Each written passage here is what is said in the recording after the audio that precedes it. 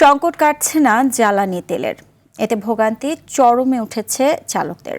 আর সংকটের প্রভাবে কৃষি জমিতেও সেচ কাজ ব্যাহত হচ্ছে। ঢাকার শিল্পাঞ্চল আশুলিয়ায় লোডশেডিংয়ে কারখানাগুলোর একমাত্র ভরসা তেল। আর কাঙ্ক্ষিত তেল না পেয়ে বিপাকে কারখানায় কর্মরতরা।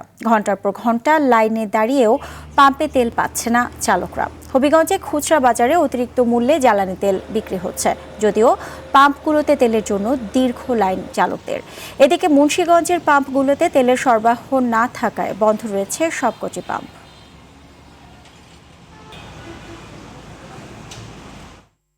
দর্শক, জ্বালানি তেলের আরও খবর জানাতে মুন্সিগঞ্জ থেকে সরাসরি যুক্ত হচ্ছেন সহকর্মী হামিদুল ইসলাম লিঙ্কন। পাম্প মালিকরা কি বলছেন এ ব্যাপারে আমাদেরকে বিস্তারিত জানাবেন। ধন্যবাদ সুজানা আপনাকে। এই মুহূর্তে আমি রয়েছি ঢাকা মাওয়া এক্সপ্রেসওয়ে সংলগ্ন একটি ফিলিং স্টেশনে।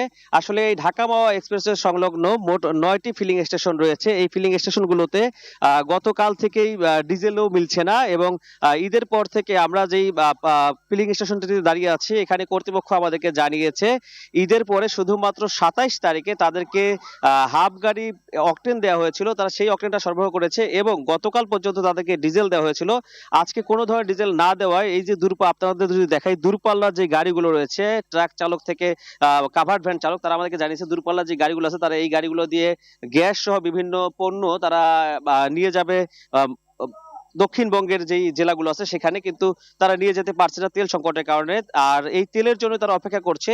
এখানে কর্তৃপক্ষ আমাদেরকে আরো জানিয়েছে যে তাদের এখান থেকে নিয়মিত ডিও করা হলেও তাদেরকে প্রতিদিন চাহিদা অনুযায়ী তেল দেওয়া হচ্ছে না। আমরা পাশাপাশি এই ঢাকা মাওয়া এক্সপ্রেসের আরো যে ফিলিং স্টেশন গুলো আছে সেখানে গিয়েছিলাম, সামনে যে নিমতলা ফিলিং স্টেশন আছে সেখানে গিয়েছিলাম। সেখানে আমাদেরকে কর্তৃপক্ষ জানিয়েছে যে তাদের যে ফিলিং স্টেশন সেখানে ঈদের পর থেকে কোনো ধরনের জ্বালানি তেল দেওয়া হয়নি। তারা ডিজেল শুধুমাত্র একদিন পেয়েছিল, কিন্তু পেট্রোল বা অকটেন কোনোদিনই তাদেরকে দেওয়া হয়নি। এবং এছাড়া ডিপো থেকে তেল না আসার কারণে এখানে আমরা প্রায় সময় দেখি যে মোটরসাইকেল এবং গাড়ির লাইন দীর্ঘ থেকে দীর্ঘ হয়ে যায়, কিন্তু মাঝে মাঝে তেল দিলেও তারা পর্যাপ্ত পরিমাণে তেল পাচ্ছে না। এই ছিল মুন্সিগঞ্জের মোহাম্মদের পাম্প থেকে সর্বশেষ। আপনাকে অসংখ্য ধন্যবাদ।